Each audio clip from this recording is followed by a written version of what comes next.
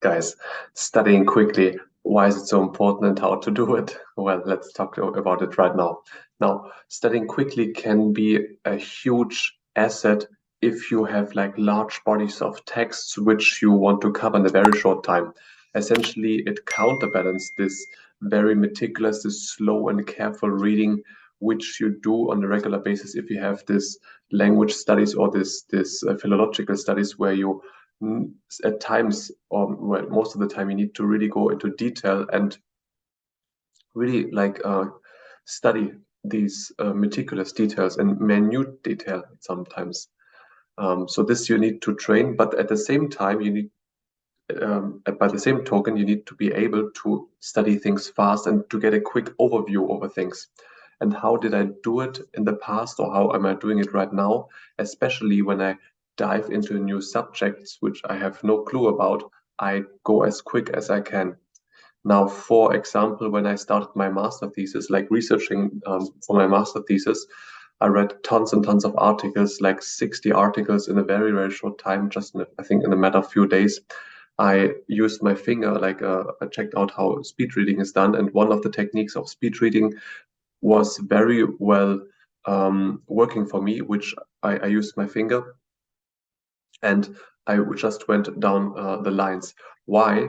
Because previously I was an extremely, or I am usually rather a slow reader, a very slow reader. For some reason, I mentally block myself when I read something. So if I physically read something, I'm usually quite slow. However, if I use my finger as a focus point, I force myself to go quicker than usual. And once I get used to it, I can get very quickly have an idea of what I'm reading. And the faster I go, of course, the more things I can comprehend in a short amount of time, obviously. Now, a similar thing is which works even better for me if I listen to something, if I listen to audiobooks or like even YouTube videos. Like these days, especially in my field, if I'm used to the particular topic, I usually go to 2x, and this I understand everything. When I listen to audiobooks, such as on Audible, I used to just work with 1x, but Audible allows you to go up to 3x or 3.5x, I think. I depends on the depth of the book, of the how profound it is, and how much I don't know the topic, or how much I am accustomed to the topic. I can go up to 2x. So 2x is quite usual. Like if it's like a book which is more or less quite right, I go to 2x. Some of the books, they were quite complicated or very profound. I went to 1.5x, and with this, I essentially read a book with 200 pages, which usually in my normal working day, or on my normal life, I would take maybe a month or two because I'm so busy. I don't have time to like sit down and read books, but I can listen to something while I'm working out, while I'm doing easy chores, while I'm running, while I'm cycling, while I'm doing the bicycle. And a book about like 200 pages, I basically listened to it or read it in 24 hours.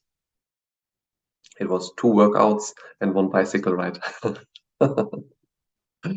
And the thing is, another book is from Matthew McConaughey, Green Lights. The topic was like the book was good. However, it was very easy to understand. Plus, I was very accustomed with this type of books, so I could even listen to his book essentially in 2.5x speed. Now, I think his book was 7 hours long, maybe 300 pages or so, or maybe a little bit more. Basically, and I read it in 3 hours. I remember 2 bicycle rides, and I was already through the book. So in this way, you can get things done very quickly. And one hint is, and it works very well, and it works every time. The more you relax into it, the quicker you can read. So let me say this again, the more you relax into it, the quicker you can read. If I'm tense and I really want to focus on every detail, I I can't really do this because it's just going way too quick for me, and I feel like a lot of tension inside. However, if I'm really like having in my mind, I want to have an overview over the topic, and I trust myself that my subconscious like absorbs the most important things, then I can really relax into it. It's very beautiful, beautiful experience, especially like while listening audio, and I go up a little bit higher than I usually listen to, and then I check out maybe 3x speed or 3.5x speed, and once I can't understand anything anymore, so I go a little bit down from 3.5x speed. I go to a 3x speed, and I think, okay, I still have a little bit trouble to understand, but it's already better. Even just 30 seconds from this like super quick speed to dropping it down to only to quick speed, it feels even much better subjectively than the 3.5x speed. Of course, it's a little bit slower. And when I go down to 2.5x speed or even 2x speed, then it doesn't seem too bad anymore. Like even just 30 seconds spending on this higher speed.